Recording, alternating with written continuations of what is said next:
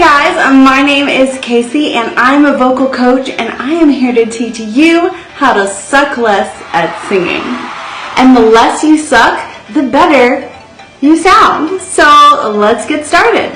Today I specifically want to talk to those of you who've been trained classically but desperately want to bridge that gap to be able to sing pop music. We're going to talk about that today.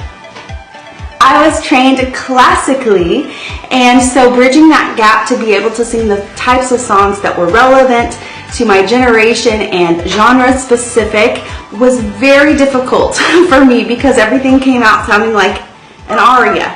If you are having that problem, then you're definitely in the right spot. There are a couple things that you can do to help navigate this bridge crossover from classical to pop. So let's get started.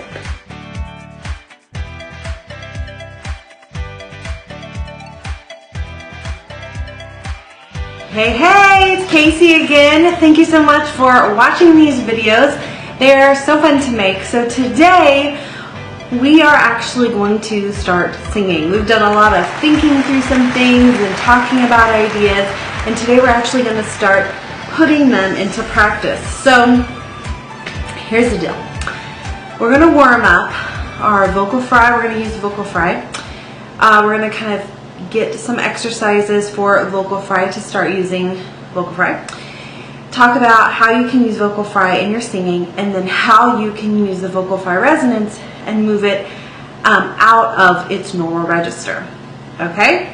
And then we're going to go to chest voice. We're going to do some exercises so you can feel chest voice and how it works in your mouth and where you feel it. And then we're going to take the resonance of chest voice and move it higher in your in a part of your range that it doesn't normally fit, and take the resonance of chest voice and move it higher.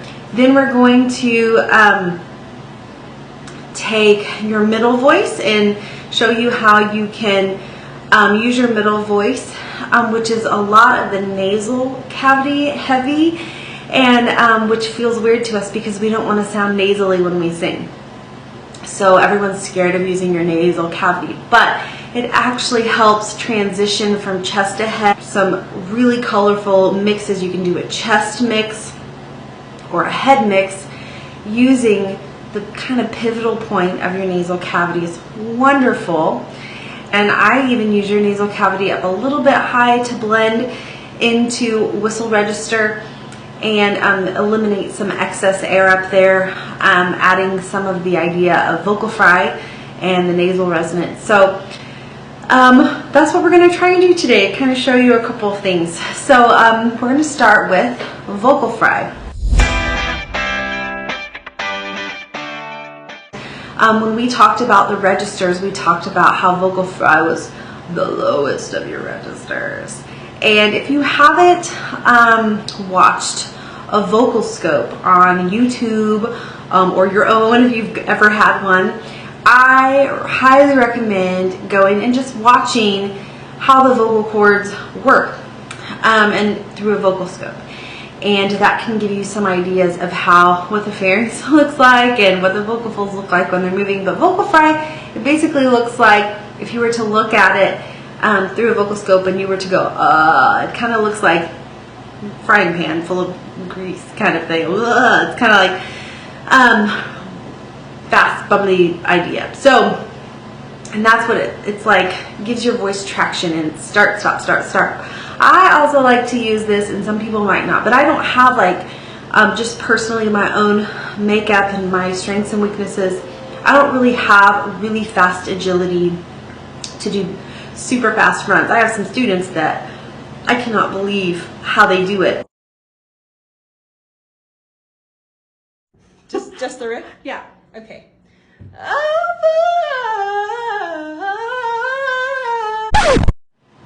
I've used kind of the idea of a mix between understanding how vocal fry works and a laugh, kind of like to help open, close, open, close, open, close, and train my vocal folds to make a wide range of pitches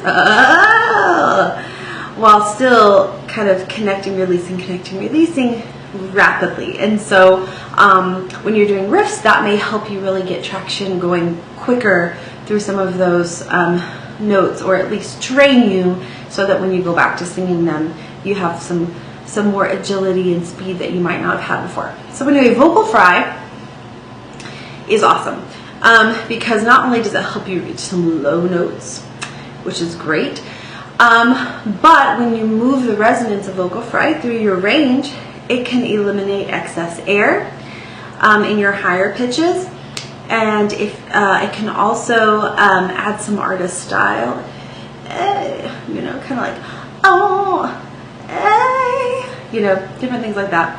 Those are dumb. I just made them up on the spot, so they're dumb. But anyway, you can use it also through your break to help you keep that tone forward so that the tone doesn't go backwards or flip into head voice too fast. The vocal fry kind of helps you transition through your break, eliminate excess air, helps you get traction on your low notes, helps you blend your registers through your breaks, and then also, did I say adds artist style? Adds artist style, if I didn't already say that. So there's probably so many more. Also, if you've like had damage to your voice, vocal fry can also help rehabilitate. I know that it's been used to help rehabilitate damaged vocal cords. So that's really good. It's a great thing. Also, it's also super natural because it's in the morning when you have kind of like that sleepy voice. It's kind of like your voice's way to warm up your voice in the morning. And then at nighttime when it gets gravelly, it's kind of like a way to cool down your voice at night. So it's super awesome. It's super natural and super effective in helping to train your voice. And so let's do a couple of sirens. By the way, everything that we do today is going to be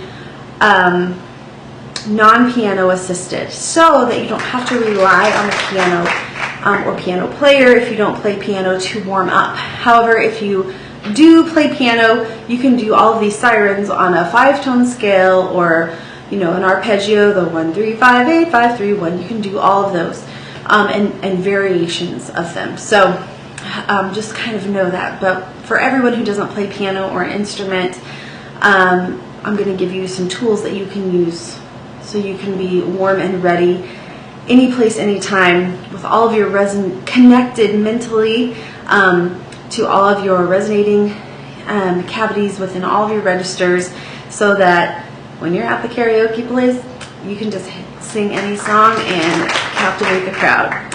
Rock it on the stage.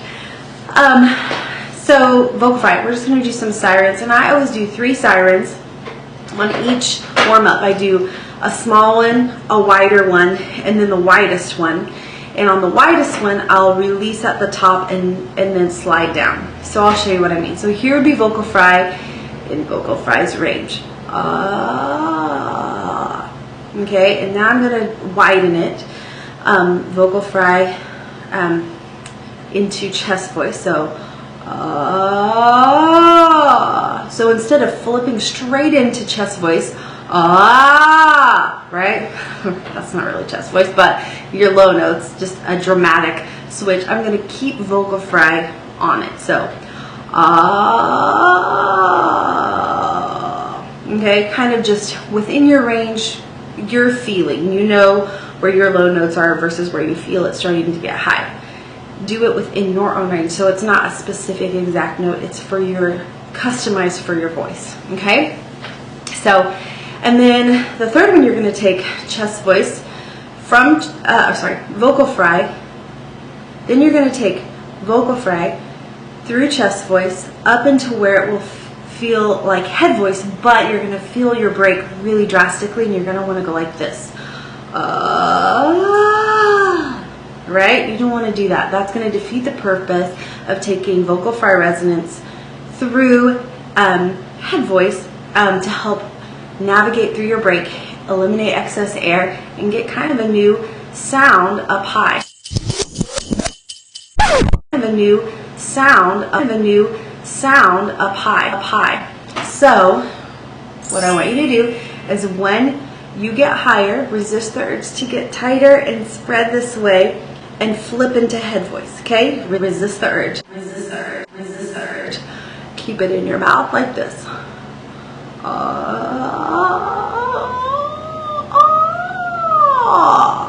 Okay, so look in the mirror like we talked about, and I think it was the intro or episode 1, and I want you to rewind this video, watch it back, and look in the mirror and see if your mouth does what my mouth does. Okay, so okay, and as you get higher, if you want to flip into head voice, don't. And if the urge is there, I want you to do like a little whine or a little cry. Aww, ah, ah, ah, ah. Okay, one thing in singing, it's really important not only for your mouth to be able to open wide on your long sounds, and ah is a long mouth shape, but also in the back. You kind of want your tongue to go down and your soft palate, the little hangy ball thing, to go up. So it's like opposites. I've learned that in singing, opposites are everything. The higher you go, instead of feeling like up here, you need to dig into the balls of your feet and relax long-wise. Right? And then you can release the sound up top. Blows my mind. If I get the opportunity, I'll point all the opposites out that allow you to sing better when you do the opposite of what you feel. It's really cool. That's just like a side note for you. So anyway, that is vocal fry. So practice that a few times. Try and get vocal fry really comfortable. And if you even need to, grab a children's book or something that you can read. You can be the newspaper, it can be Facebook News, and just read it and try and read it in all the inflection that you have in your normal pitch range, but just add a little bit of vocal fry onto it until it is really loose and natural. Sing it like you say it. Remember from, I think it was the intro video or video number 1, how we talked about singing it like you say it. This is one of those times that you're going to naturalize this idea before moving on. Okay, so practice that and then come back for chest voice. All right, chest voice exercise. We've taken vocal fry and we have warmed it up through through your modal voice pretty much.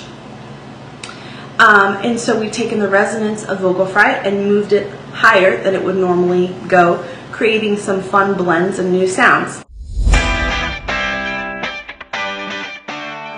Chest voice is mainly going to be of the percentage of your resonators mainly in the mouth.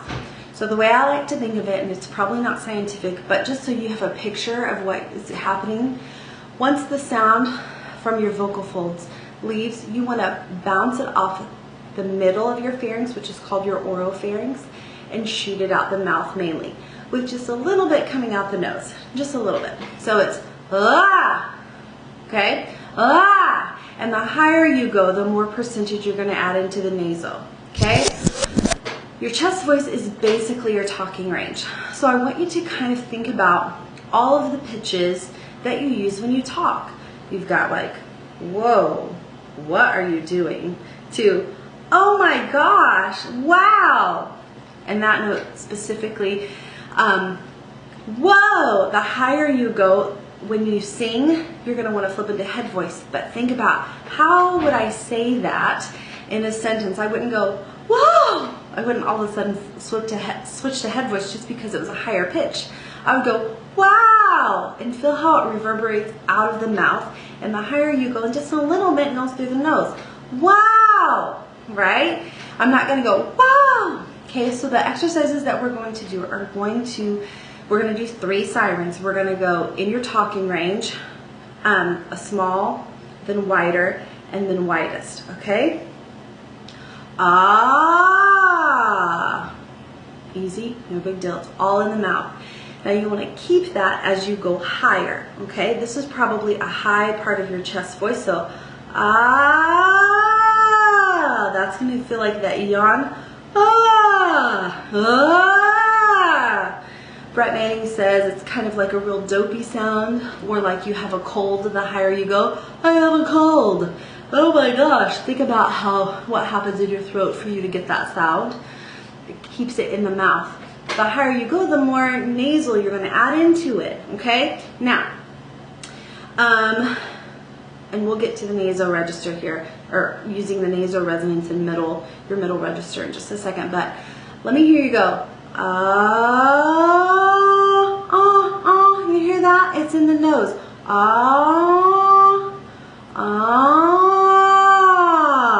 Okay, it's blended through the mouth and the nose, but there is some going through the nose. So, the higher you go, okay? Now we're going to get to middle register. Okay, and we're going to make sure that we're feeling our nasal cavity correctly, we're going to close off our nose, okay? We're not going to sing nasally, but we're going to make sure that we're getting the right blend through the nose, okay? Because as soon as I take this off, it blends with the mouth, and it's really cool. So don't worry about sounding nasally, because once you take that off, it's going to blend as long as you keep it in the same position, okay? You kind of, okay? That's kind of what it sounds like. So we're going to go, and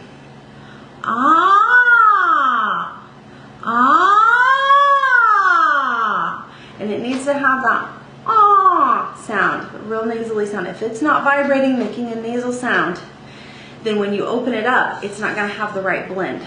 No one wants to do this, but it's the thing that's keeping you from doing pop style. This is the key right here, is how you blend in your nasal resonance. It keeps you from going,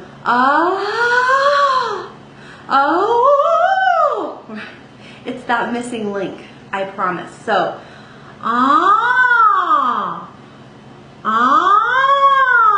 and then at the top one, we're going to open up like this.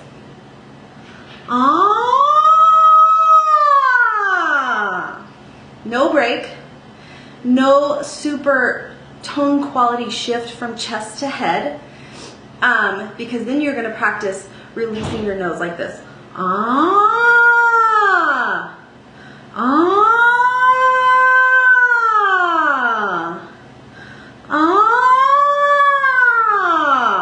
You can go to your favorite songs that belt, and this is a way for you to take the mouthiness of chest and blend in a nasal resonance. Or if that chest is hard for you to get, the chest to naso, then what you can do is take a head posture and do a low head voice with a more nasal blend like this. Versus or okay? So you can go from a head posture down or from a chest posture up to get that what we would call a belt. Is actually a mix of resonances. Isn't that cool? So I always think of Adele rolling in the deep. Right? We could have had it all. There's that head voice. Everyone either flips into head voice to sing all and they lose the power, or they raise their throat and they sing a high chest voice without blending in the naso to relieve the pressure off the throat. So here's what I'm proposing you do as an example to show you that you can sing pop and belt these things out without flipping into head voice and losing power or putting too much weight and impact on your throat. Go. We could have, and make sure you can hear that nose. We could have had it all. Then you have the blend, and then you get to where you can feel it, like on the first note, and then you hold it there, okay? We could have had it all, rolling in the... Now on this one, she goes deep. She does do a head voice, and that clash, that change in resonance that she offers the listener creates emotion. So the wider range that you have in your resonation and the access that you're taking of your registers, the more emotion you get to deliver to your audience, which is why we all like that anyway, because of the emotional delivery, and it's like a gift to us. We're like, oh, it feels so good. Why? And don't you hate it as a singer when people are like, you sing really good, but just a little more emotion? And you're like, How do you technically do emotion? Well, this is how. You offer opposites. You offer louds and softs and the glide in between. You offer vocal fry and head voice and everything on the spectrum in between. You offer long whole notes, and then you gotta get the ones that build up the momentum. You gotta have your low notes and then high notes, and then you've gotta offer wide ranges of a spectrum of all of the color and speed and dynamics that you can offer, and that's how you create more emotion in your music, which is